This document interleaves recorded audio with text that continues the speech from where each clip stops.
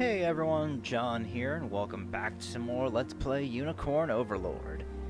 Alright, so, we finished everything we needed to do in Elheim, and we're moving on to Bastorius today. But before that, I went and got a lot of rapport conversations, so we're gonna make our way through these, and yeah, then we'll see what time it is by the time we get to Bastorius later in the episode.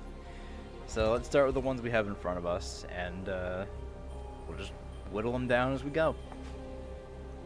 Alright, Elaine and Galadmir.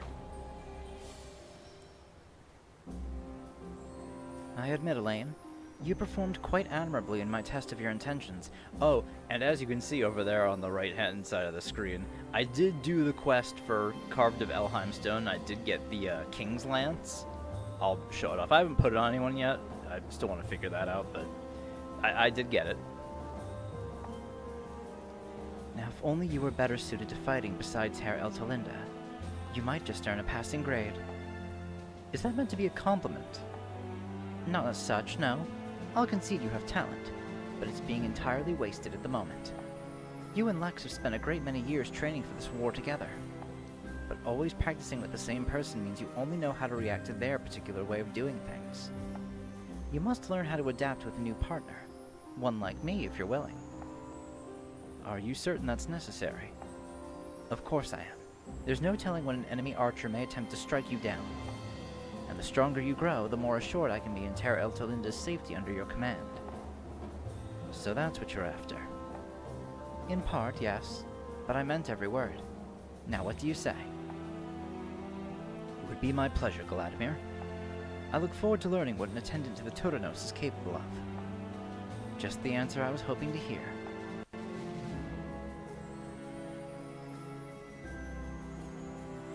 What incredible strength. On your feet, Elaine. It's much too early to be giving up now. But of course, I shall press ever onward, if I must. What's going on here, Galadmir? Elaine looks as though he's about to faint.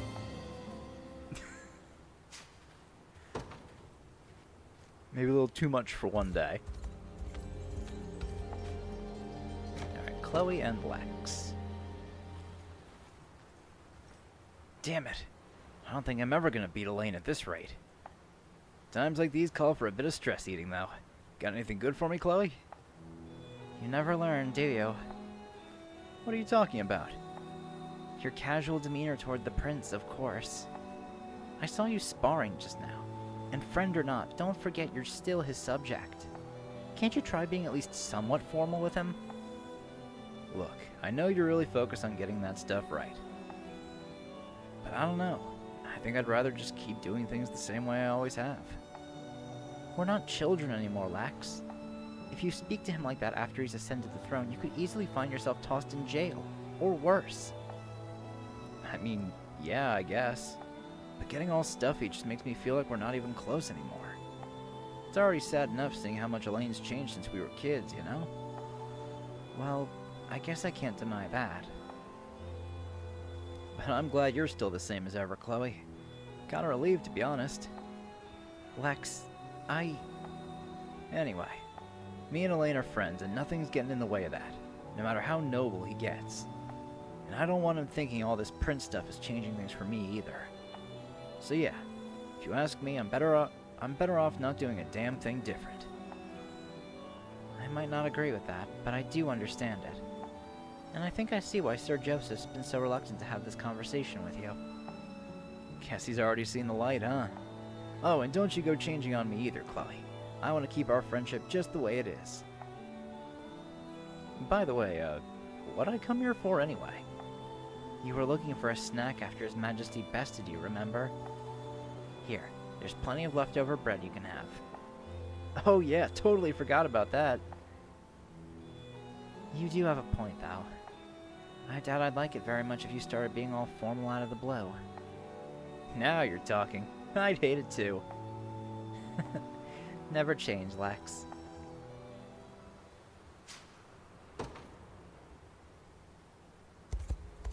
This is Galadmir and Lenolakos.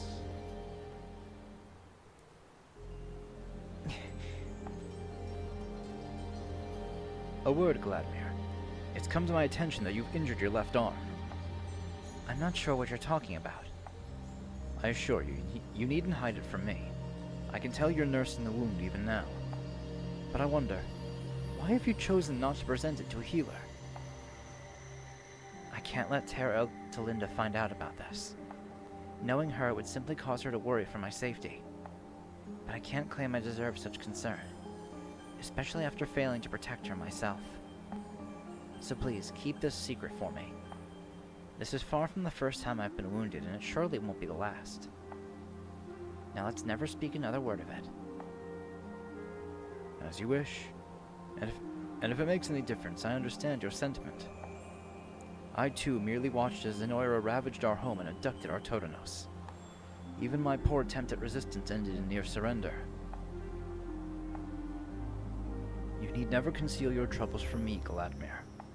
I shall gladly keep them between us, and see them remedied however possible. Thank you, Linolakos. I'll not hide from you any longer. Wonderful. Now come. A bit of healing magic should set this right again in seconds.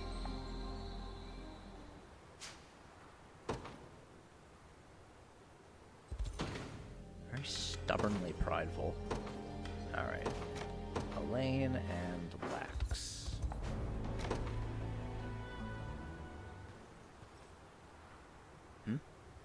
What is this wonderful smell? Oh, perfect timing, Elaine. Is that a pie you have there? Yep, I was thinking we could all eat it together. You know, actually relax instead of keeping ourselves so wound up all the time. And don't worry, the recipe's not mine. We've got Chloe to thank for that one.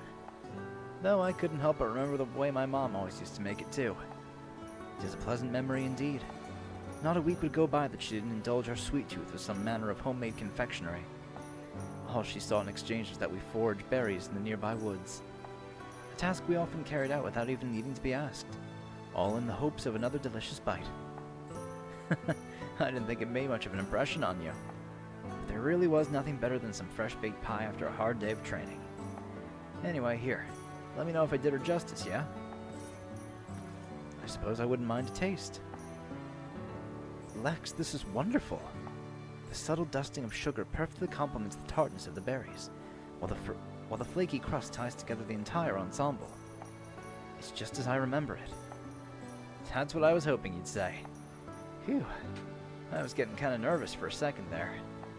But if you say it's good, then I'm sure everyone else will like it too. We should be sure to offer a slice to Joseph and Chloe as well. I'm certain they'll cherish the experience just as much as I have. The thoughts of Palavia, and of our time spent with your mother. Huh? What's wrong, Elaine? My head feels strange, somehow. Uh-oh. Chloe told me to add some wine to the filling for a bit of extra flavor. But maybe I shouldn't have poured the whole bottle in after all. Lax! Bro, you're not supposed to add that. Man, what the fuck, dude? Alright, yeah, and I also got their, other conversation as well. I think I did the same with, yeah, I did the same with Chloe as well.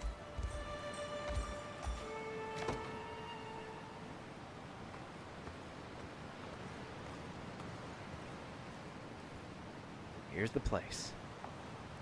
Where have you brought me, Lex? You remember Cape?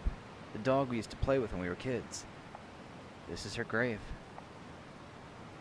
As if I could ever forget her. She was a sweet girl who loved us just as much as we did her. And possibly far more so. The three of us used to have so much fun running across the island together. Yet then, as quickly as she came into our lives, she was gone. You never told me what happened that day. Only that you had buried her and nothing more. Could you tell me now, Lex? Long as you're sure that's what you want. You and Joseph were off training somewhere, so it was just me and her taking a walk over in town. That's when we got jumped by a bandit. What? The next thing I knew, Cape was biting at the guy's legs, trying to give me a chance to get away. But there's only so much a dog can do against a monster with a knife. sorry I didn't tell you, Elaine. I knew it was coming, but I was just too much of a damn coward to do anything about it. It was around then that you began to focus more on your training, wasn't it? Thanks to Cape, yeah. She's the one who showed me what real bravery looks like. And for you, if it comes down to it, I'm ready to do the same thing she did. Do you truly think that's what she would have wanted? For her own death to inspire another? Well, I'll not stand for it. Never again shall I stand and watch while a dear friend casts their life away. Almost forgot. I brought some of Cape's favorite snacks to lay on her grave.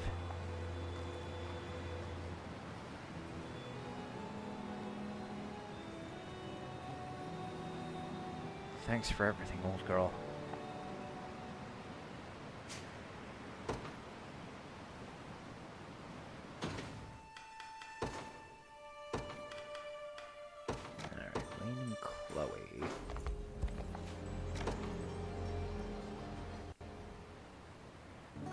Isn't it a little early to be out training, Chloe? Your Majesty, I didn't think anyone else was up at this hour. This spear is the one thing I have any talent with, so I want to keep my skills as sharp as possible. You probably don't know this, but I actually have 2 sisters back home. I am the only one of us who was ever interested in becoming a soldier, too. My dad hardly knew what to do with me. But that's why he sent me off to train under Sir Joseph. I had heard from Joseph that your father was a local Cornian lord, yes. Though I confess, I never knew that was the reason you came to Palavia. Why did you never mention it to me? Because he surrendered to Zenoira not long after. I know now that he only did so to protect our family, but at the time I just didn't know how to tell you. I'm sorry for not bringing it up sooner. Please, we all have things we seek to defend, and your father was no different. As for our territory, it's a little province right near Grand Corinne. Once the war is over, I plan to go back, to find my sisters and do what I can to help them start anew. It seems you care quite deeply for them. I do. Still, I suppose I should figure out how to be a little more refined before I see them again. I'm not sure there's any need for that. You're plenty ladylike as it is, Chloe. I appreciate you saying so, even if you don't really mean it. In all truth, though, 'tis I who yet struggles to grasp the affairs of nobility. Well then, you'll just have to learn. If you really want to be king, you'll need to know how to engage with that part of society. Yeah. I guess in that case, let's keep practicing. The same as before. There you go, forgetting your formality again. Seems we have a lot of ground to make up before you're ready for that crown.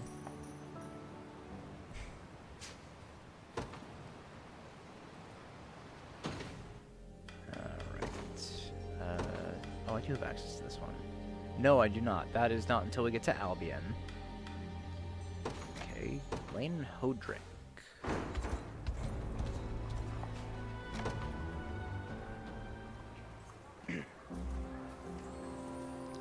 I must say, I never expected to look upon Pritzlos from within Drakenhold's borders. From what I understand, the fort is considered to be nigh impregnable. Tell me, did you ever mount an attack on its ramparts while my mother ruled as queen? Hers was not a reign marked by invasions or offensives, your highness. Yet as this stronghold stands betwixt Cornia and Drakenhold proper, the territory surrounding it has long been disputed. Such was the case 15 years ago as well, the day that Hodel sought to storm it.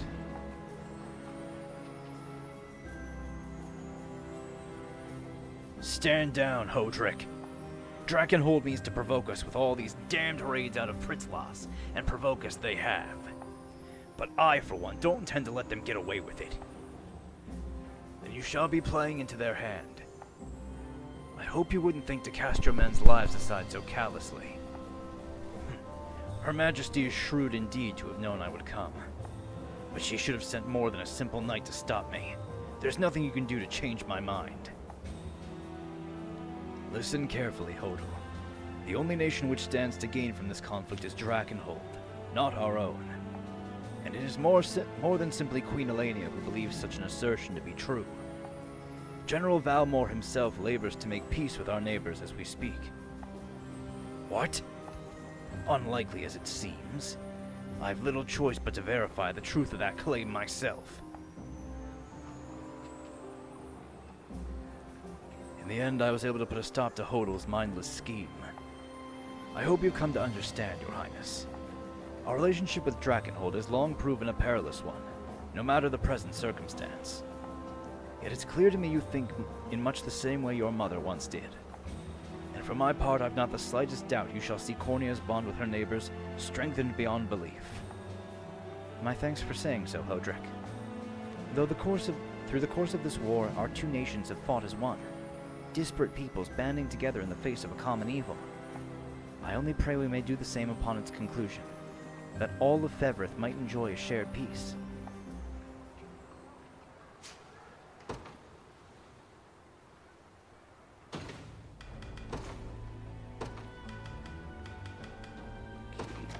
Joseph and the Lamb.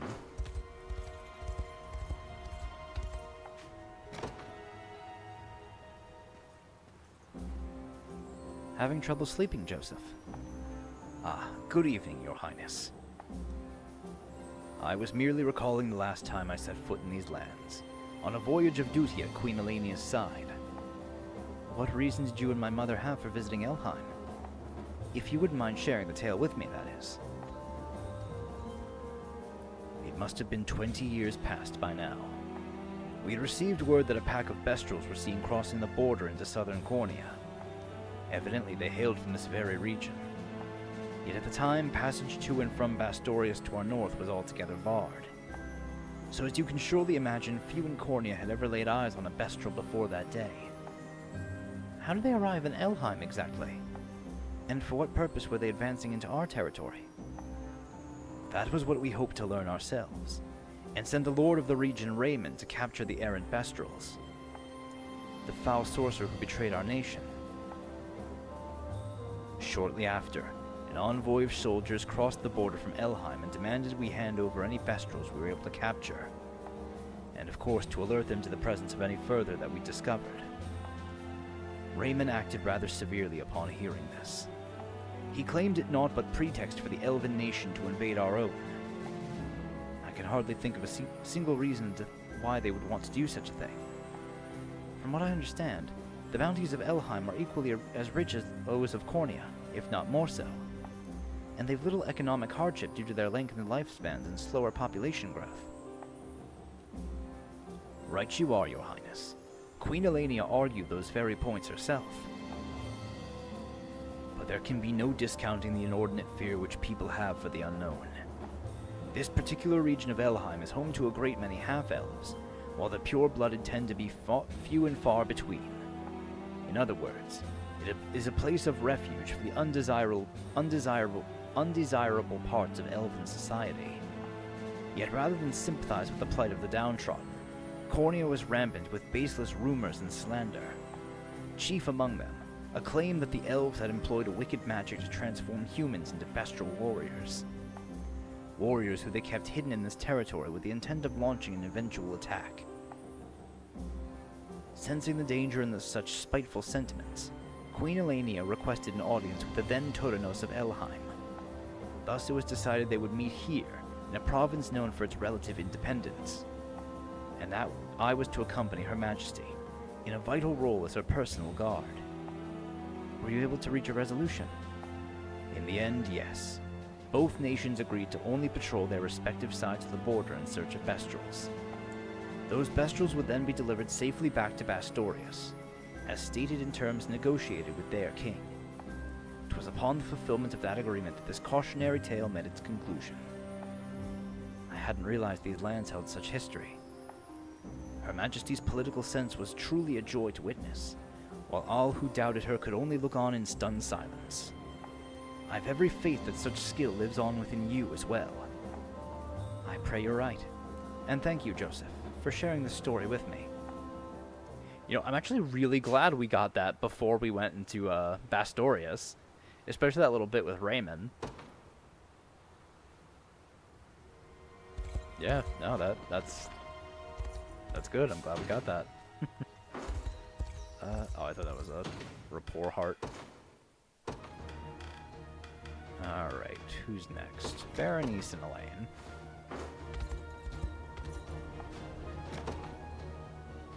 Hell, this entire episode might just be reports now that I'm looking at it. So, what do you think? In all honesty, it feels rather different than what I'm used to. No surprise there. Big sword like this is a whole nother beast. If you've never trained with one, you'll be all worn out after just a swing or two. As I've noticed, yes. But hey, that's nothing a bit of practice can't solve. Perhaps so. Yet I believe I'll be better off persisting with my current blade. Well, as long as you got something you're happy with. Better to be a specialist than try and spread yourself too thin. My thinking exactly. Though at times, I've wondered if I should learn a variety of weapons to adapt to any situation we might come across. It's no small thing being that versatile. But if you're a real expert, you don't need to adapt. You overcome. By an expert, do you happen to be speaking of yourself? Sorry? Clive has noted your talent for that very phenomenon, Berenice. The confidence with which you cut down mounted opponents, despite your inherent difficulties against them. I've witnessed it often as well. And I must admit, the skill you bear with that blade has seen you turn even the most dire of situations in your favor. Easy there, Elaine. I didn't say all that just to fish for compliments. Any more of that and I might have started blushing. My point is, don't worry about how many weapons you can use. Focus on one and see where it takes you. I'll do just that then. Thank you, Berenice. Anytime. Now come on, we got training to get back to.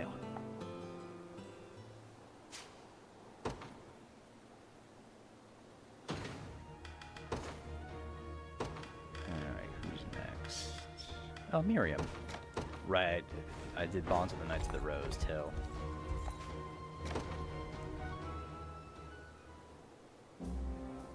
Might I request an audience for a moment, Your Highness? But of course. What is it, Miriam? Well, I was merely wondering how you regard my work, compared to that of the rest of our army. 'Tis a surprising level of incertitude coming from you. Yet you needn't assess yourself by the feats of others. Everyone has their own natural strengths, and you are no different. Is there a reason you seek such an answer? Forgive my folly, Your Highness.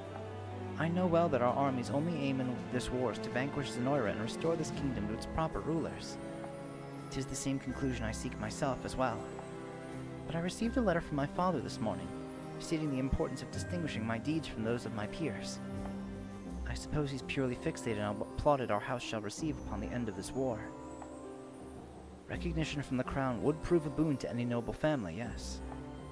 'Tis a strange contradiction, is it not? Under normal circumstances, a knight is meant to protect their people.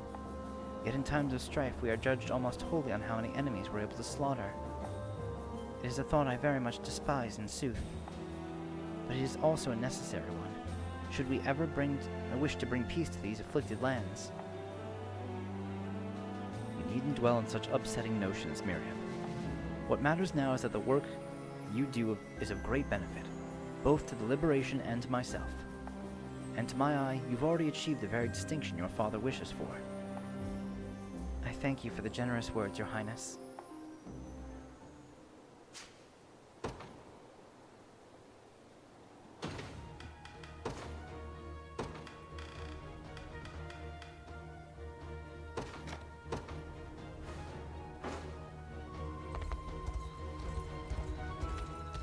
Where did you say this one was?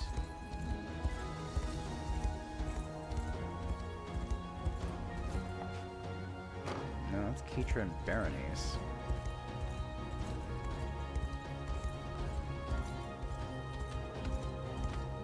Is this it? Oh, yeah, that's it. Might as well do the other ones while I'm over here, too. Is everyone in your family able to ride griffins, Fran? Just me, actually. Though my house has historically been known for such feats. It's tradition that any girl who's born to the family seeks to join the Knights of the Rose. But ultimately, the Order will only take the best griffin riders we have to offer. So every couple of years, the house holds a trial to determine who that is. A test of skill to prove yourselves ready. 'Tis an intriguing method indeed. It is. My cousins and I all took ours together a while back. But it turned out I was the only suitable candidate, because the others all failed to command their griffins. Yes, one of my cousins ended up crashing into a tree, severely injuring herself in the process. Another let their griffin run loose through our manor, tearing apart room by room as it went. You could barely call it a proper trial at all. No, I suppose not. To be honest, I didn't even ride particularly well myself. I was only deemed the best in our house by virtue of not being as horrible as everyone else. But I knew the shame it would bring our family if I failed to gain admission into the Knights of the Rose. So I trained tirelessly day after day, until I was able to prove my merit and join the Order in True. 'Tis surely that dedication which sees you thriving now for the liberation as well. I'm not sure if thriving is the best word, but I appreciate you saying so, even if it's not entirely true.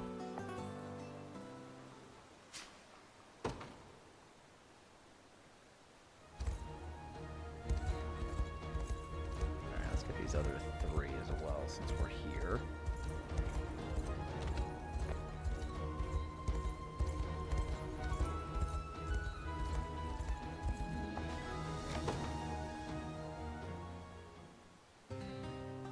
Huh.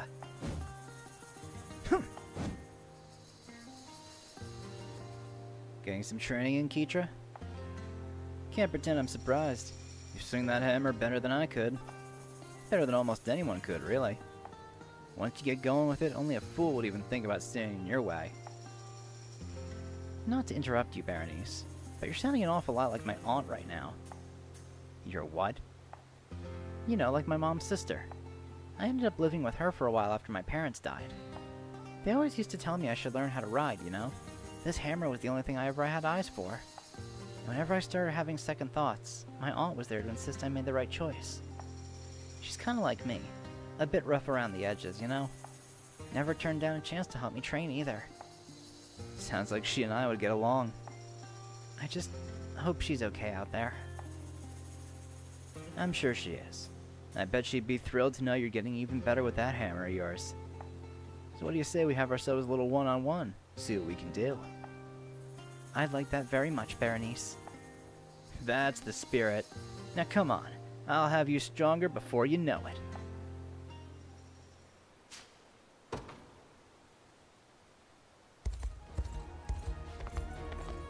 Alright, which ones were over here?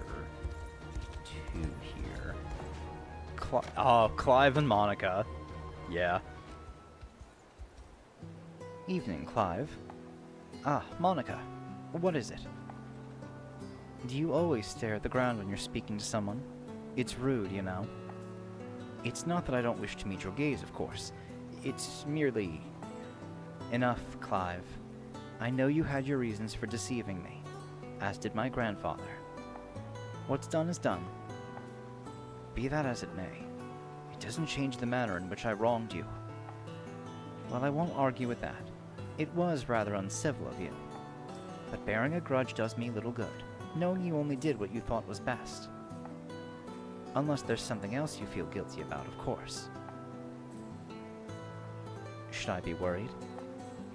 Please, it's nothing as substantial as that. I was merely struck by how unchanged you seem, despite the ever-looming threat of war. Even now, your iron will is as apparent in your eyes as it always has been.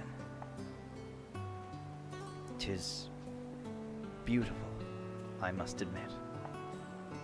I don't know what to say, Clive. Then say nothing at all. Even should you forgive my failings, I've no right to stand at your side ever again. You've changed as well. Years past, I could never have foreseen you standing tall against the might of Zenoira like this. I suppose not, no.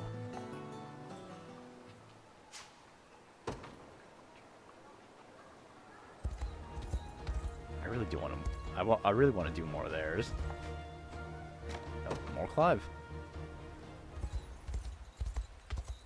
Ha!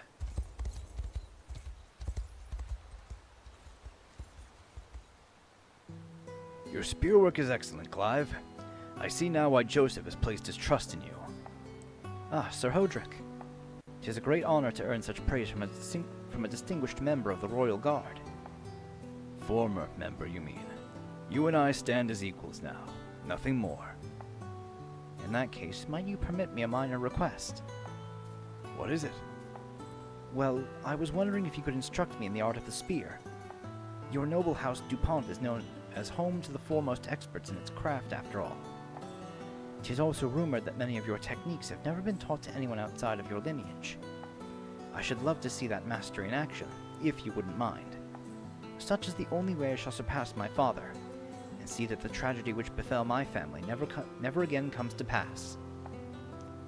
Yes, I've no cause to refuse the offspring of a knight as proud and noble as he. Moreover, I imagine there shall be much for me to learn from you as well. Now then, the greatest mentor teaches not through words, but action. Precisely what I hope to hear. Let us spar, Sir Hodrick. I only pray you're ready for the storm which approaches. Damn, you're pretty mobile for a dude in a massive suit of armor, Hodrick. Circling around a fucking knight on a horse? Damn, bro. Where's that mobility when you're in a unit? Alright, Lane and Aramis.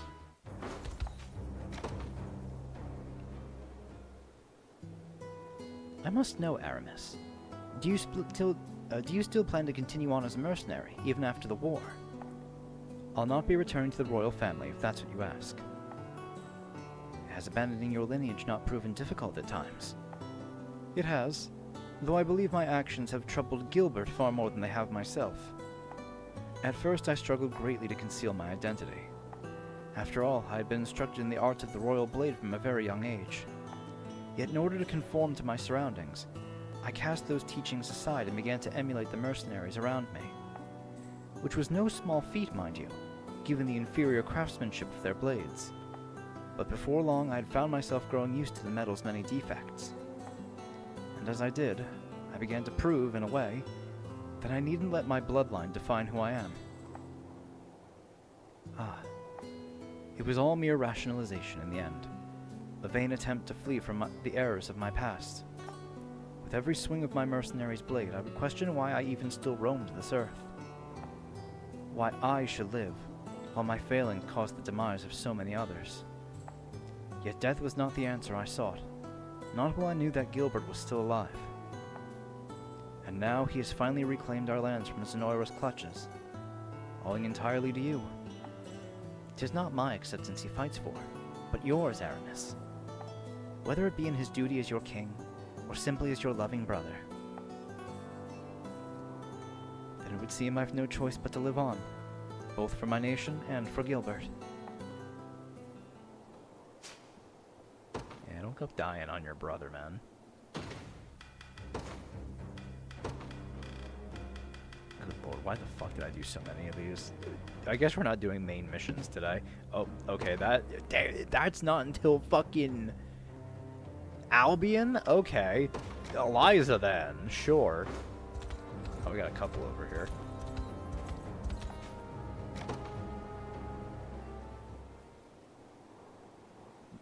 Could you tell me more about life in the desert, Liza? Well, sure. I wouldn't mind giving you the rundown. But what's a foreign prince want to know all that for? Haven't you got your own kingdom to be worrying about? And besides, there's no telling what'll happen if you go poking around where you're not welcome. You think I'm making a joke here? Not at all. It's simply that beneath those pointed words, I can tell you only speak out of concern for my safety. Just as Alban has always described you. I'm gonna make the bastard pay for that. Yet your warnings are correct. I understand well how dangerous this desert can be at times, and I wish to know more of it, all the same. It is a necessary step in furthering Cornea's newfound bond with your nation. You got some weird ideas in that head of yours, Prince. I take it that means you're willing to tell me. As long as you really want to learn, yeah. Just you wait. I've got stories a guy like you couldn't even dream of.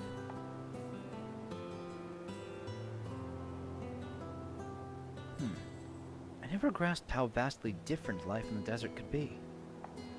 Pretty rough, yeah? Gloucester used to complain about it all the time, too. I can only imagine. I'll be sure to speak with him as well at my earliest opportunity. Though I would much rather hear what you have to say, Liza. Assuming you wouldn't mind sharing further, that is. Be glad to. But next time you're gonna have to pay me for it. Then I'll be sure to come bearing a worthy gift.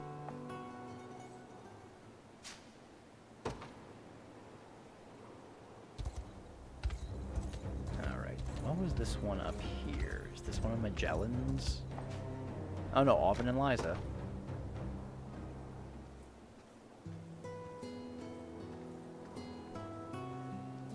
Well, look who's gone and grown up. Feels like yesterday you were just some little brat hiding your brother's shadow. Of course, we were all brats back then. Remember the days we spent swimming in the oasis? You, me, and Magellan. Not a shred of clothes between us. Wish I could forget, but some bastard never lets me live it down. Why'd you abandon us, Alvin? I was chasing a dream. Some idea I got out of a storybook the old boss gave me one year. Couldn't read a word of what it said, mind you, but I always loved looking at the pictures, especially the oceans. Whole thing was about the hero sailing the world, finding new shores. And while most of us desert folk end up turning to crime, I wanted nothing more than to be a hero. So I hopped on a ship, went all over with one of the nicest captains you can imagine. Till Zenora took our boat, that is. Been living as a merc ever since. That's not what I asked. And for the record, I know all about that dream of yours. I want to know why you didn't take me with you, damn it! You promised! I did? Don't tell me you forgot! Look, even if I wanted to take you, you were what, 7? 8? Ocean's no place for a girl like that. I did bring you something, though. Some kind of stone they say you can only get outside of Febreth. You think this'll get me to forgive you? Well, you're dead wrong. I don't want your damn rock, and I don't want your lies either. That could have gone better. I guess I got Magellan and the old lady to thank for going soft on her all those years. You want a necklace? You want a necklace out of this, huh? I don't know that I can do it, Liza. That's weird.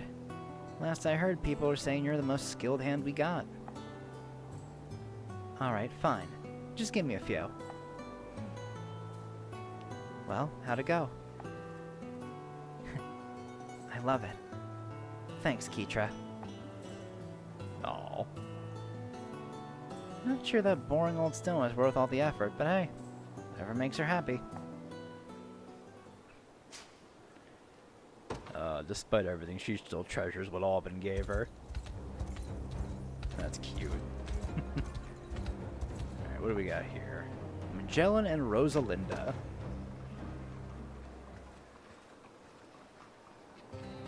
Rosalinda? You sure you don't want to stay inside? Of course I'm sure. It's not often I get to bathe in the light of day like this. This ain't any old light, though. Sun burns brighter here than anywhere else in all of Fevrith. You might end up hurting your skin if you're not careful. Well, isn't someone considerate? Just keeping an eye out, same as I do for Liza. Or anyone for that matter. And I appreciate that. I truly do. But the blessing of the Fae is more than enough to protect me from mere sunbeams. As for my skin, I'm sure you've noticed I don't look like most other elves. That's because you're a dark elf, yeah? Whole damn town kept going on about how stunning you look. And what do you think about my looks? Let me see here. A little close, aren't you? Sorry, just trying to find the right words. When I look at you, it's kind of like I'm staring into the black of night. But instead of scared, I feel almost calm. At peace. Again, you surprise me, Magellan. It seems you're quite the poet. The majority of elves favor the rays of the midday sun. But dark elves like me tend to prefer moonlight instead. Though it does vary from elf to elf, of course. Huh. Doesn't that mean you should be doing this at night then? Well, I do enjoy the moon's gentle glow. But there's nothing quite like standing in the warmth of the sun either. I hear ya. It all comes down to wanting something you can't usually get.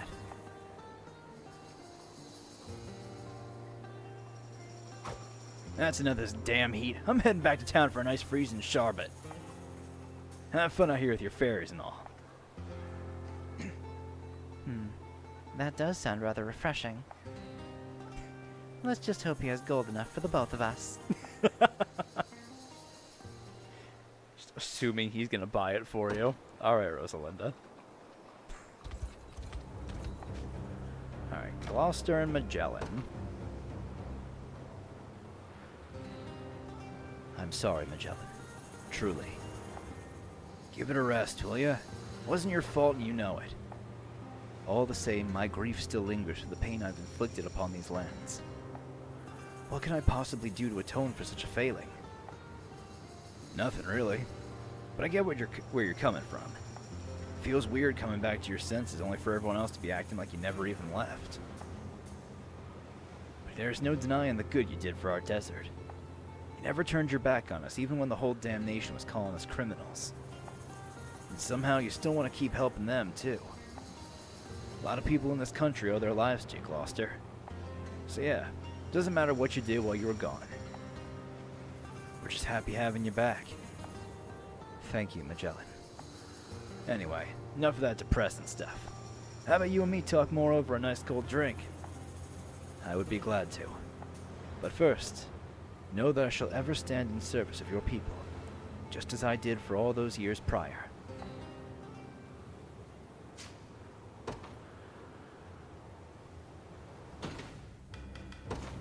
Alright, who's next on the list?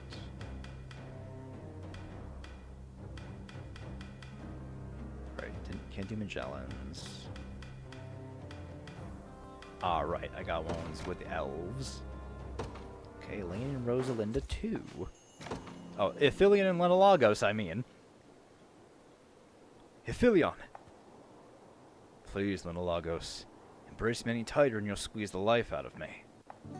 Forgive me. I'm merely pleased to see that the little nuisance I once knew has grown into a fine young man. One who seemingly refuses to use anything but my full name now. I rather like Lynn, you know? Enough. I'm not a child anymore. Yes, I can see that. You stand a mighty warrior now. And having observed you in our most recent battle, I dare say your skill with a blade surpasses even my own. You really mean that? But of course, you've come a long way from your days of mischief, waving twigs at any fairy who dared venture too close. Spare me the mockery, I beg you. In all seriousness, though, it seems you were right to have chosen the blade rather than the bow. It was either that or live in your shadow for the rest of my life. But now I can stand on my own, unmatched in my prowess with the sword. Even now I shudder to think the shame I would feel if Terra Eltolinda were to see you coming to my rescue. Yet you've grown more than strong enough to ease such fears.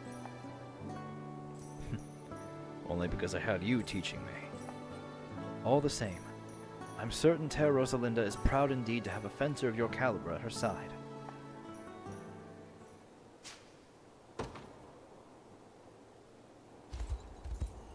Alright, now Elaine and Rosalinda.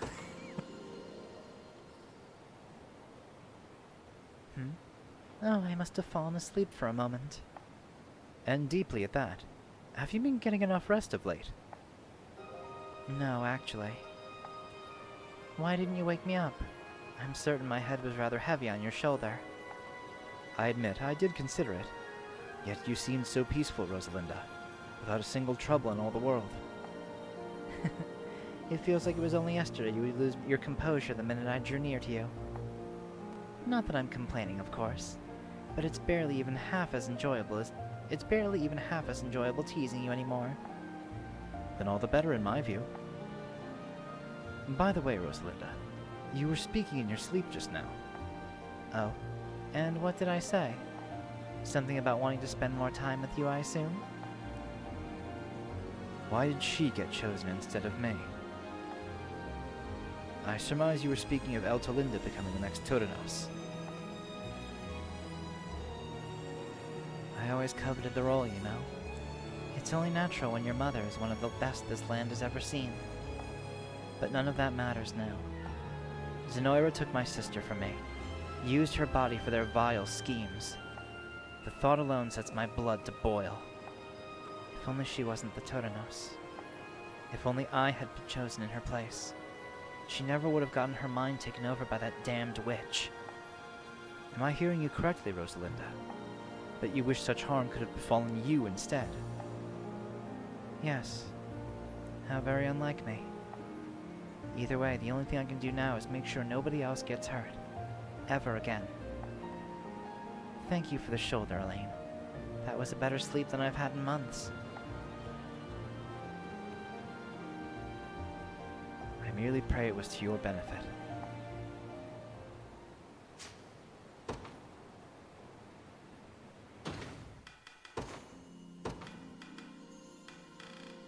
Alright. Ilion.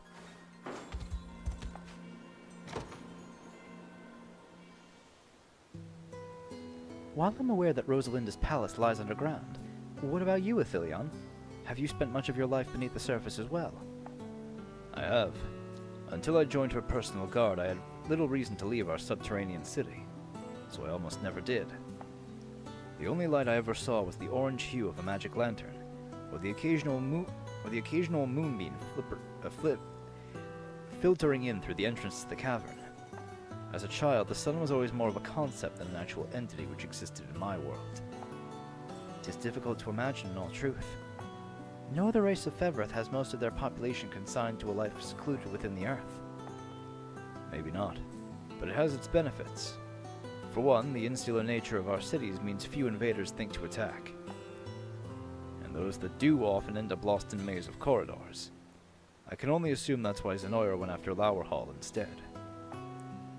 A cruel twist of fate indeed.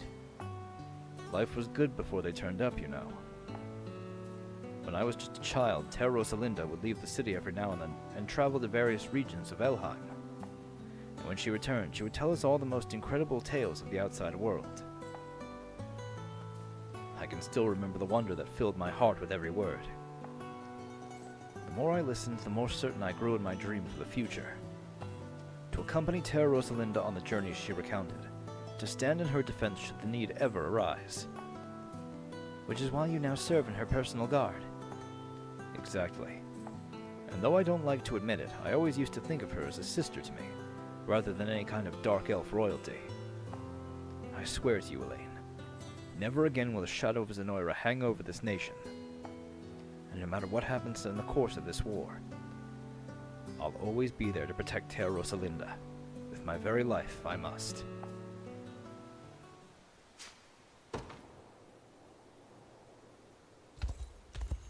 Here's another bond over here, so let's go check that out. Yeah, I'm gonna face it. We ain't doing main story today.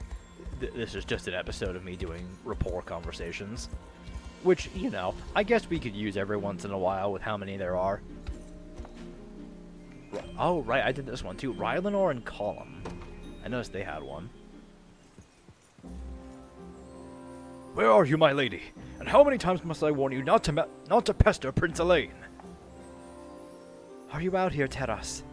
Your tea is growing colder by the minute. No, what if she's been hurt or abducted by bandits? Ah, Lady Rylanor. Are you searching for your liege as well? Indeed I am. I'm sorry you have to see me in such a state. Please, you needn't worry yourself over it. It would seem we're both held captive to the whims of our superiors. The last time Ter Rosalinda ran off like this, she was beset by a brigand most fierce. Naturally, her own ferocity far surpassed his, and she dispatched the man with relative ease. It was only later, when peace fell upon the region, that we learned he was in fact the leader of a local bandit ring. A welcome surprise, I'm certain. Interestingly enough, my lady once did something rather similar herself. I'd only taken my eyes off her for mere moments, yet she found time enough to eradicate an entire camp of thieves. Though, of course, I can't say whether it was a sense of justice, or simply attraction to their leader which first drew her interest. I understand the feeling, and excitable though they may be, Both our masters clearly bear immense skill and wisdom. We've some luck indeed to be able to serve such fine women. Now then, I should really be getting back to my search. As should I, though I suspect neither of them have any need of our help. Two people in almost identical situations. That's a good one. Alright, Elaine... Oh, speaking of Rylanor, she's up next.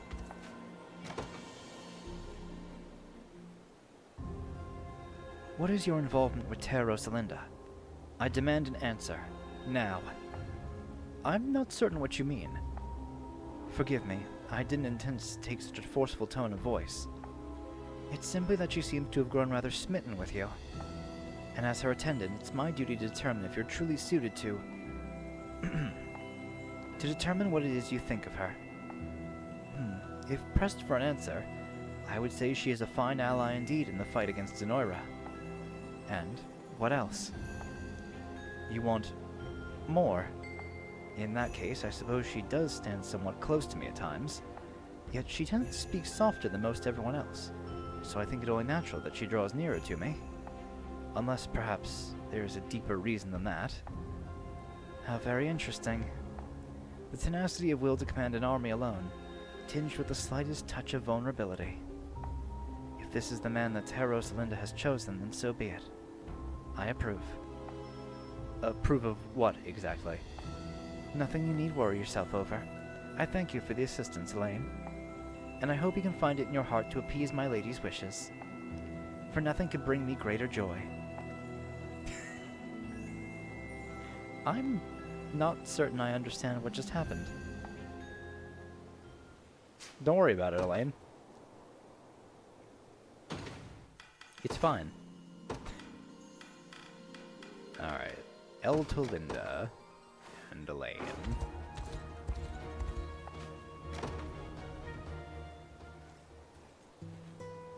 "'Tis a fine morning, Eltolinda." "Indeed it is, my prince. I pray the day ahead shall prove a fruitful one." Is something the matter? The distant formality is far removed from the joyous girl of days prior. I speak of the moment you and the others came upon a rare variety of poisonous herb here in Cornea, of course. And what a delightful moment it was.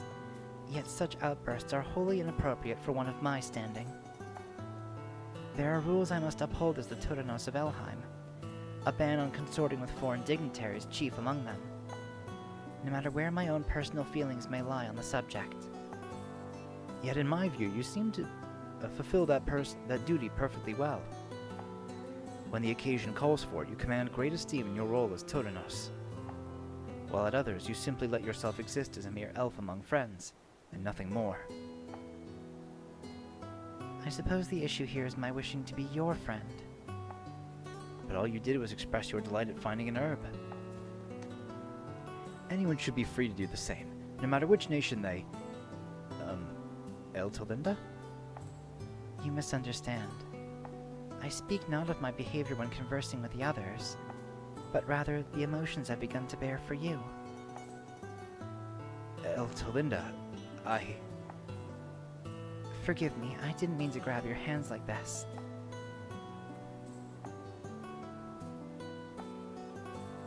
Yet, perhaps my doing so is testimony in itself.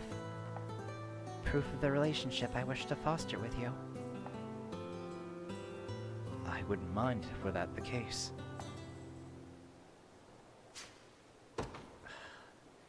This game really does make it hard to pick which one you give the ring to, man. There's so many good characters.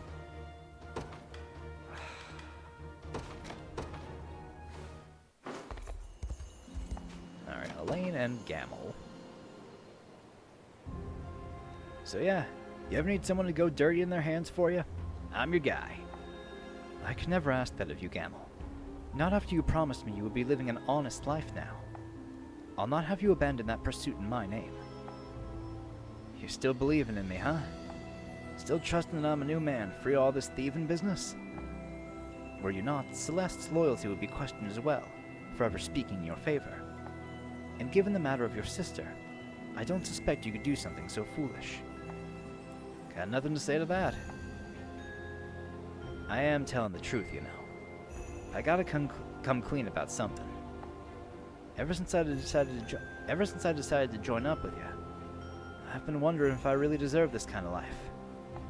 I don't know, maybe it's just my conscience getting the better of me. But I seriously do want to spend whatever time I got left helping people who need it. Even if it means sinking back to a life of crime. Besides, if someone's got to do it, I figure that someone's better off being me instead of you. Don't give a damn how dangerous it is, neither.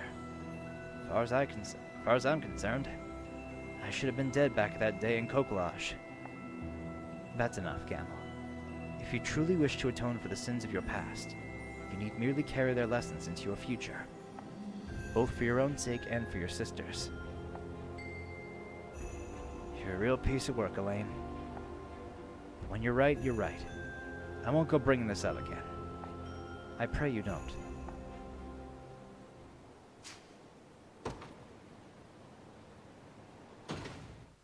Alright, is that all the... Okay, that's all the Elaine ones.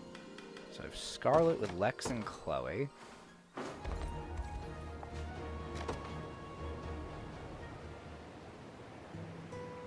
Say, Scarlet, you think you'll end up going back to Palavia once all this is over and done with? Why do you ask? I don't know. I was just thinking. Elaine and I spent all those years there training for the war. But looking at it now, you kind of realize how peaceful a life we really had. Of course, I'm not planning to move home myself, but I'd do anything to go back to the way it used to be. I guess Elaine will be king by then, so he'll be living in the royal palace, not tucked away on Palavia. It's hard to say where we'll be either, really. But one thing's for certain. No matter where we end up, I'll never forget the time we spent there. The way you and Elaine would train together on the beach every morning. Or the way you'd run into the cathedral afterward, interrupting my prayers with your childish arguments. You always looked so mad, I thought you were gonna kill us. Well, I was upset. But I'll look back on it fondly all the same. Me too, Scarlet. Me too.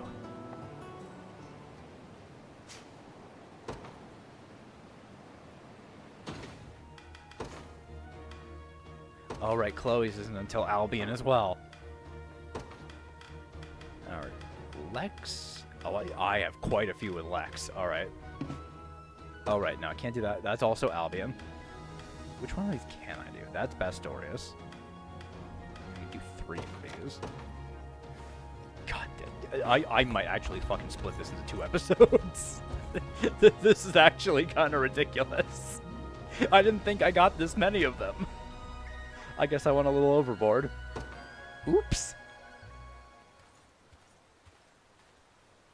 Where do you think you're going, Lex? 'Tis already past midnight. Oh, I was just gonna go grab a little water. All this wandering makes a guy a little thirsty, you know? I know you're lying. Alright, fine. I was planning on sneaking myself an early breakfast, too. With blade in hand? I think not. How long have you been stealing off to train like this? Call me red-handed. I applaud your dedication. I truly do. But wearing yourself too thin now will come at great cost during actual battle. Now, don't worry about that. I've been doing this for weeks and no problems yet. Very well. But we shall speak with this again if I ever catch your eyelids growing heavy. I doubt you wish to impede the prince's march due to mere lack of sleep. Figures you're only saying this stuff because of Elaine. You shouldn't malign him so, Lex. He only keeps you at his side because he trusts you. You mean... Huh. I think the big guy was actually trying to help me. Maybe I should get some sleep after all.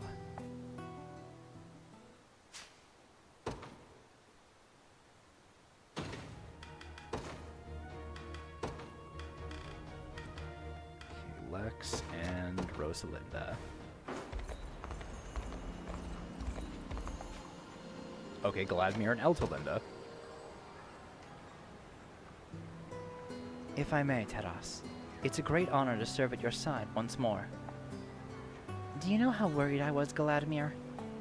When the magic which clouded my mind finally lifted, you were nowhere to be seen.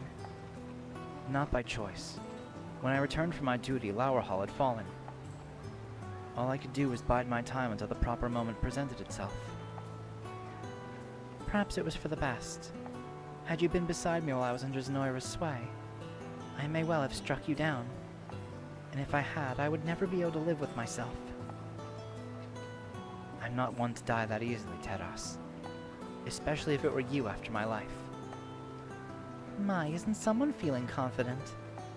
And why wouldn't I be? I've never lost a single sparring match to you in all our years together. You say that as though it hasn't been ages since we last fought. I'm no longer the child you may remember me as, and I shall prove as such in this bout, this very moment. Then may luck be with you. That was quite the battle, Galadmir. Indeed it was. You've truly grown, Teros. What is it? Oh, nothing of much import. It simply struck me how many moons have passed since we've been able to speak like this. Ah. Growing up here in Lower Hall, few regarded me as anything beyond their blessed Turanos. Yet you never let my title interfere with our friendship. At times you would scold me and Rosalinda for making trouble in the palace, while at others you would laugh with us like the third sister we never had. I suppose I would, yes. I was so extremely grateful to have you, Galadmir. Just the same as I am now. Such words are wasted on a failed guardian. Please, Galadmir, I'll not abide any further self-doubt. What matters now is that you're here, and I couldn't ask for anything more.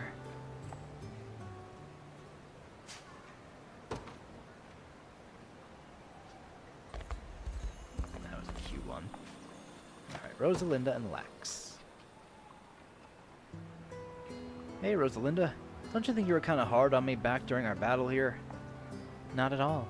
Honestly, I was surprised you could find time to joke during such a serious moment. Though I suppose the danger to Eltalinda probably was getting to me a bit. Makes sense to me. And for what it's worth, I'm sorry for messing around. Don't worry yourself over it. We never would have turned the battle in our favor without your help. And I'm not mad at you for it, in case you were wondering. Uh-huh. In fact, I've come to realize that being able to stay positive under such circumstances is a sign of great strength indeed. Whoa, you really mean that? Well, I must be pretty good if I managed to impress you. You could say that, yes.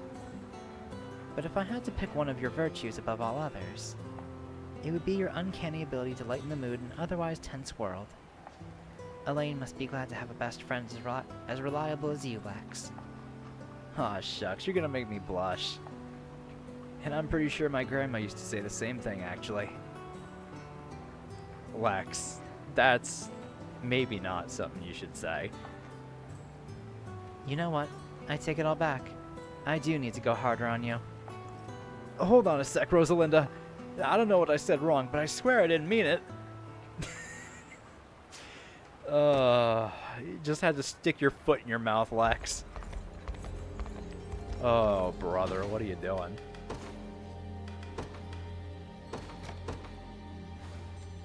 Alright. Gamel and Galadmir. Huh. Hey, what's the big idea? You got a problem with me, you can say it to my face. Is that you, Gamel? From where I stood, your physique resembled that of a fugitive who has long plagued this region. Would have pierced him clean through the heart, too. Assuming he can't dodge arrows like I can. I'm guessing you weren't planning to take him in alive. I wasn't, no. Not only is the man a prolific thief, but a murderer, too. One who takes great pleasure in his cruel deeds. From what I hear, he's often been seen marching to battle on behalf of Zenoira as well. So if we ever face an enemy who brandishes his blade with utter glee, then we'll know it's him. Makes me sick to my stomach seeing what some people are capable of. At times I forget you were the same as him, once. Tell me, did the guilt of your actions not weigh heavy on your heart? Sure it did. But then I remember who I was fighting for, pushed those thoughts clean out of my mind. Can't say I'm much better than the guy you're hunting, really. Crimes are crimes, even if they got good reasons behind them. Indeed. I hope you know that yours will be punished in kind once this war is over. Fine by me. I don't know if I deserve palling around with all these liberation folks till then. But at least I know my sister will have some good people watching over her after I'm gone. Besides, Lane's gonna be king before long. And I bet once he is, nobody will have to survive off thieving ever again. I pray you're right.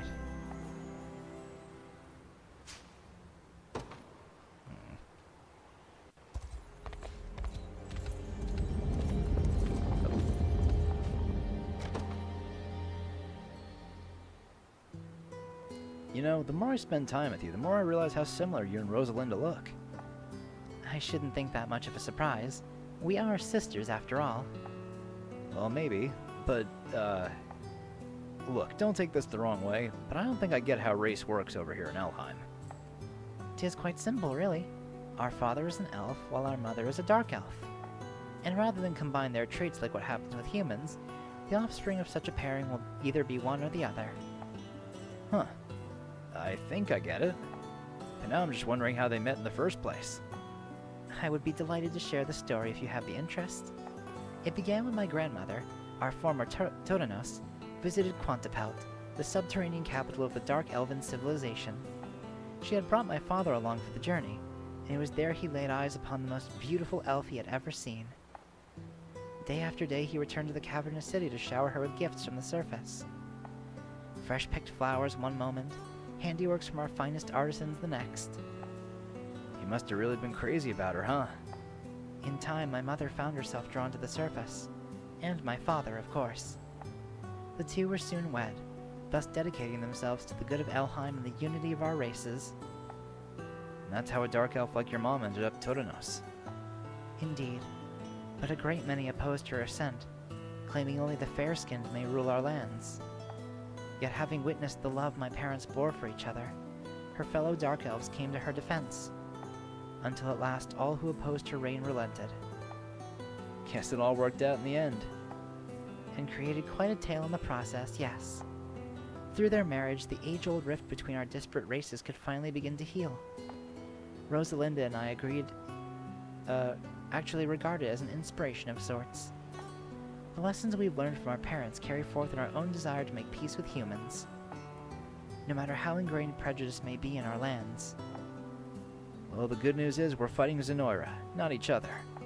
And sure, some of your folks might not trust us all the way, but plenty more were singing our praises when we drove those bastards out of your towns. Hell, by the time this war is over and done with, I bet humans and elves will be the best of friends. I only hope I can aid in that pursuit, however minor my contribution may be.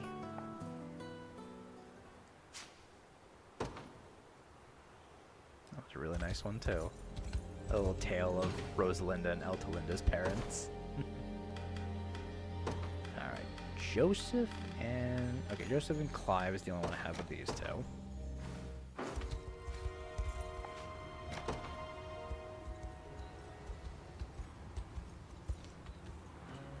Here we are, the province of the Ashen Blue.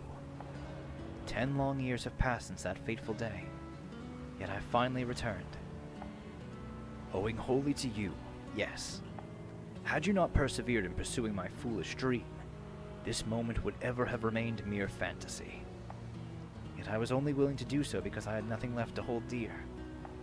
The day Zenoira seized these lands, I lost everything. Indeed, though without your father's bold defiance, I wager you'd not be standing here now. All the same, perhaps surrender would have been the wiser course of action. Zenoira slaughtered the entire house as punishment. My mother, my sister, and even our retainers were put to the sword. The only soul spared was me. I often wonder, Sir Joseph, was my father's decision the correct one? Not only was our family slain, but the very province he sought to protect fell to Zenoira in a matter of days. It is a question which besets my mind nigh every time I close my eyes. Yet perhaps that's why I find it easier to simply march forth, spear in hand. I can only assume I inherited such stubbornness from my father. Even so, I would not see you held prisoner to your past. Your deeds have saved a great many in these lands, and they shall see you save a great many more before this war has concluded. Do you understand, Clive? I do. Thank you, Sir Joseph.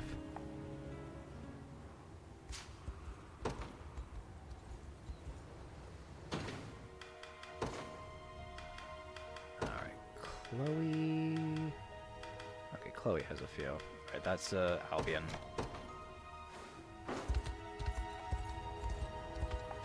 Alright, Chloe and Clive.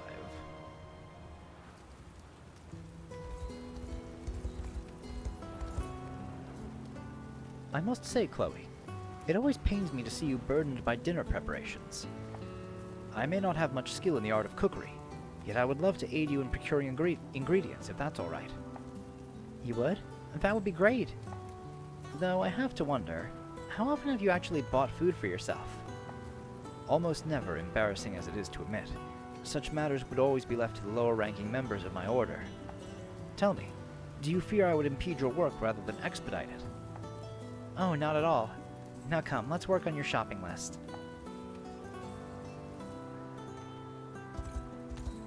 Forgive me the wait, my lady. I purchased everything you requested. Clive? What's in the giant saddlebag? Why, the seasonings you asked for, of course. I performed my own calculations based on the recipe you provided, and there should be a sufficient amount. Sufficient for the next 10 years, maybe? I've bought too much, you mean? 'Tis a failure which brings shame to the very notion of knighthood. Please, it's nothing that dramatic. I can tell you were just eager to help. Here, why don't we get the next set of ingredients together? I thank you for the kindness, Chloe, and I promise I'll not fail you again.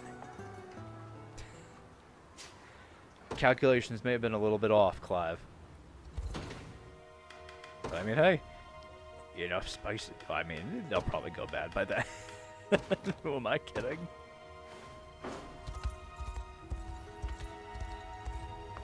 Alright. Chloe and Travis. Travis? Oh, sorry, I didn't realize you were reading there. It's more than alright. Did you need something? I did, but is that a new book you have? I can't say I recognize the cover. Oh yeah, I finished my last one a few days ago, then bought another over in town. I can't exactly haul a library around, though, so I always end up selling my old books to fund the new purchases. But wouldn't you rather at least keep the ones you love? My sister never parts ways with a book herself, even if she doesn't have room on the shelf for it. I almost forgot you had a sister. Glad to hear she's not quite as bloodthirsty as mine. Honestly, I was the same way back at home. I read all my favorites over and over again. Now I just write their names down in my notebook, along with anything else I want to remember about them. Once the war's over, maybe I can actually start building a collection again. I didn't realize they were that important to you, Travis.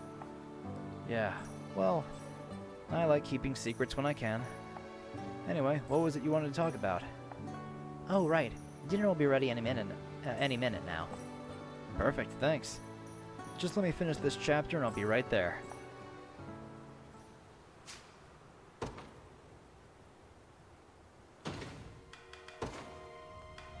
Alright, Clive and Liza.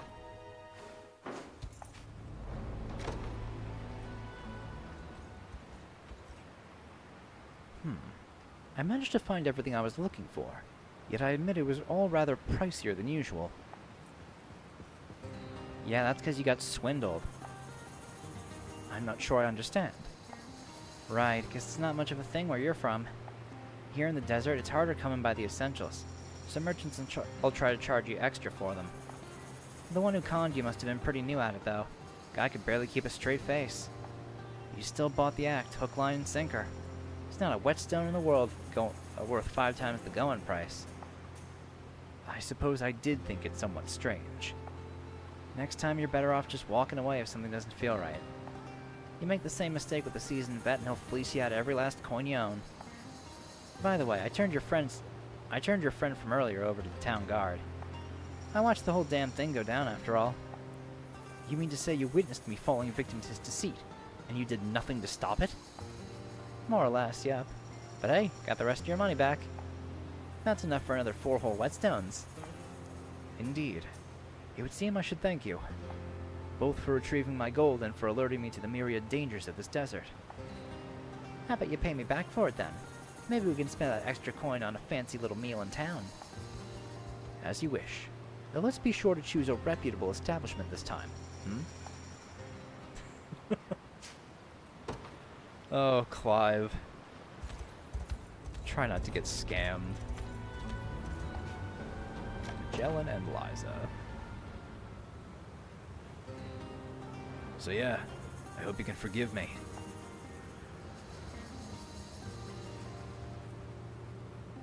This what you've been up to, Magellan? Apologizing to everyone you wronged when Zenoira had you on their leash? Doubt most folks will believe the truth when you tell them what happened. I sure didn't. Got called a liar plenty already, yup. And the ones who did buy it took the whole thing real hard. But I'm finally back, Liza. Finally me again. So I can't just pretend like nothing happened while I was gone. Besides, it's my own damn fault for letting Zenoira sink their teeth in me. Maybe. But I didn't help when I noticed you were acting funny. All I did was accuse you of turning on us. If only I'd just gone over and smacked you out of it. Glad you didn't.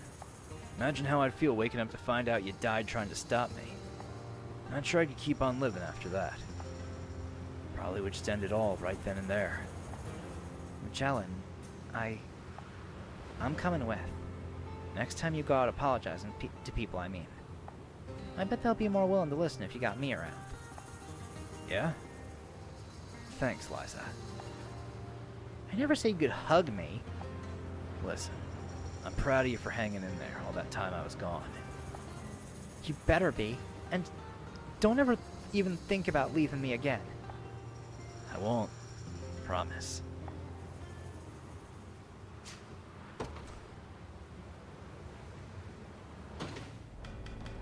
What are we at? Hour 20 already? How many more of these do we have to go? Not that many more. I'll try to cram them all into one episode. Okay, that one we can't do. That's Bastorius. This one we can do with Calm. Good lord, I need to fucking think about this the next time I try to do an episode like this.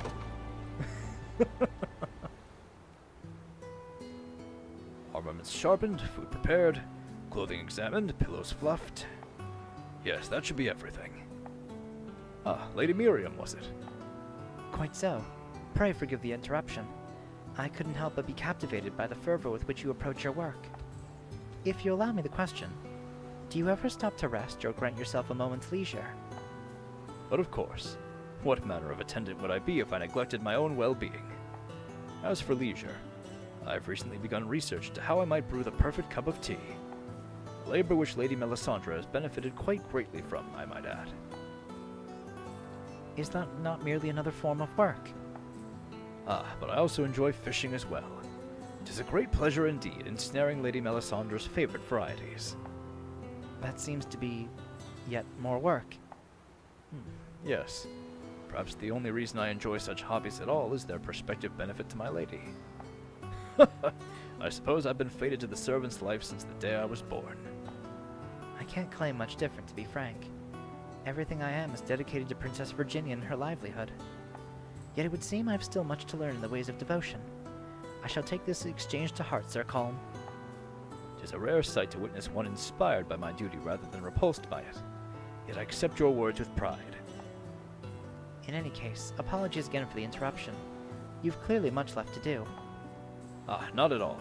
My tasks for the day are already complete. Then how do you plan to occupy yourself? Well, I suppose my lady's tent could use some tidying up. And I should begin thinking about tomorrow's dinner. It would seem an attendant's work is never truly complete.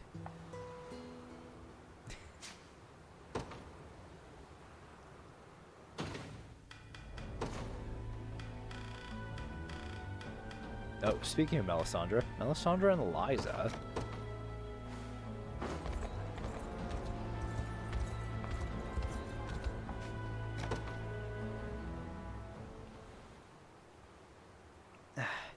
Is this really what this stuff's supposed to taste like?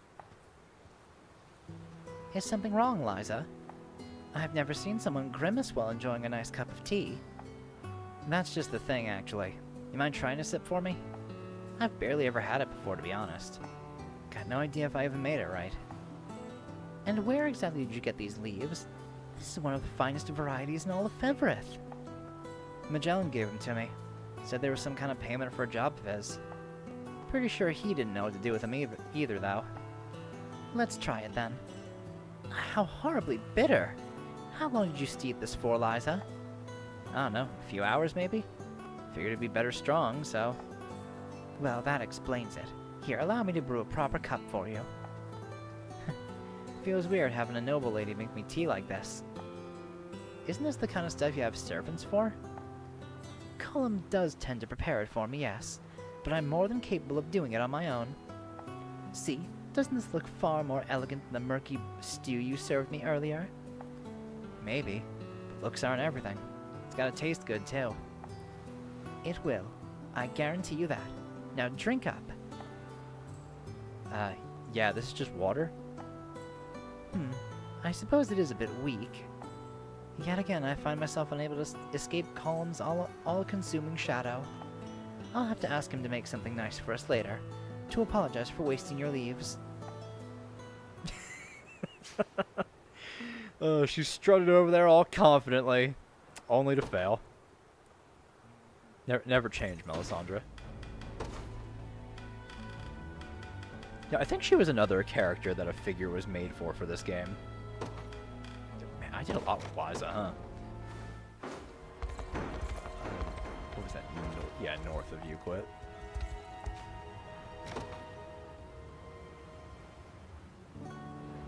Sorry about earlier, Monica. I could have sworn you were a bandit coming to stab us in the middle of the night. Please, if anything, I should be the one apologizing for startling you. Though you did give me quite the scare in return when you trained your crossbow on me. Yeah, now your fancy armor's all covered in dirt because of it. Not exactly the look I'd expect from a noble. Perhaps. Yet appearances mean little amongst fellow soldiers. Each of us are but equals, united as one beneath the Liberation's banner. Anyway, what I'm really wondering is, what were you doing out here all by yourself? I was hoping to gaze upon the stars for a moment. In my youth, I was often forced to cover my face in the finest makeups, garb myself in extravagant dresses. It was all rather constricting, as you might imagine. Yet at night I would return to my room and stare out the window at the dark expanse which looms over our world. Compared to the endless stars which dot our sky, my problems felt trivial. Such a realization brought me great comfort indeed, as it still does to this day. Huh. Guess being a noble is not as easy as it looks. I always used to be jealous of people like you know. But hearing what you went through makes me glad I grew up in the desert. I was free, even if it meant struggling just to survive. 'Tis a privilege I long yearned for myself. Yet now that I've attained such a life, nothing can dampen my outlook, not even being covered in dirt from head to toe. Hey, Monica? Let's go to the Oasis together next time we're in the desert. A place like that, you won't need any fancy makeup or expensive dresses. All you gotta be is yourself, and nothing more. Same as when you're looking up at the stars. That sounds lovely, Liza. But I fear I've never learned how to swim. Oh, don't worry about that. I'm a great teacher.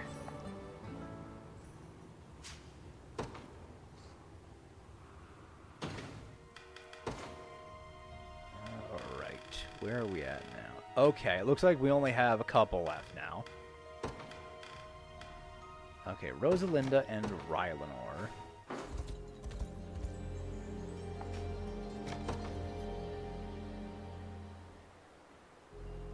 It was rather strange not having you around in recent times, Rylanor. You're usually at my side morning, noon, and night, after all. And with Eltalinda and Ithilien long since lost to me as well, I'd hazard to say it was the longest time I'd spent alone in decades. Forgive me for abandoning you in such a manner, Teros. Please, don't apologize. I'm not blaming you for it by any means. I'm simply saying I was lonely without you. That, and I know you lured Zenoira away in order to protect me. Indeed I did. There are no means too far in securing your safety. Though at times I wish the enemy had merely cut me down rather than make me their puppet. At least then I would never have turned my blade on you. All that time I spent praying for your safety, and this is how you repay me? If you're going to say anything, I'd much prefer to hear how glad you are to return to my service. That should be a given, Teros. There is no place in all of Fevrith I would rather be. And yet I'll continue to bear the dishonor of betraying you for as long as I live. You know, Lenore, you're far too serious for your own good.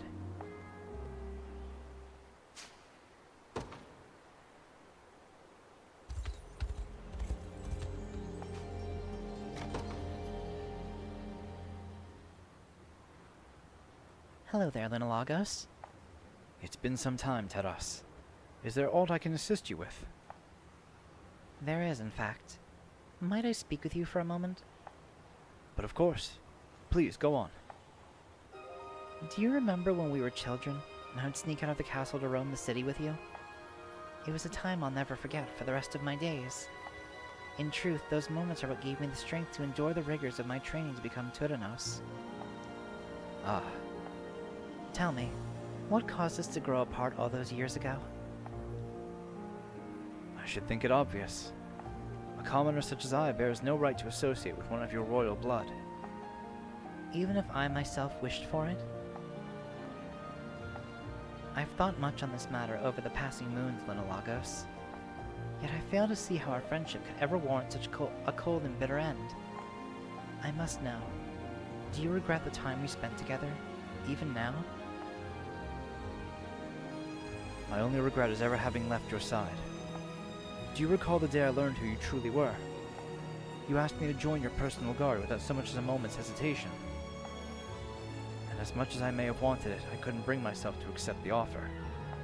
Yet upon hearing that Lowerhall had fallen, I wished with every ounce of my being that I had. If only I had been there that horrible day, perhaps those fiends would never even have reached your door. Should that truly be how you feel, Linolagos? Then I pray you'll not make the same mistake twice. Allow me to ask you again. Would you do me the honor of joining my personal guard? I suppose years too late is better than never at all. I would love nothing more, Teros.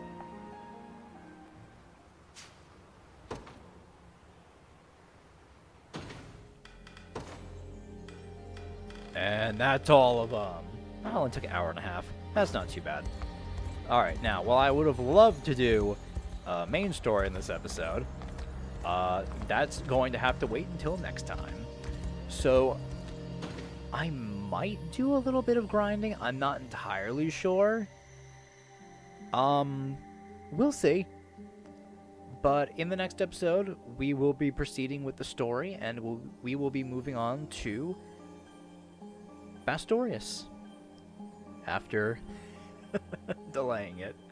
So, I will see you all then. Bye!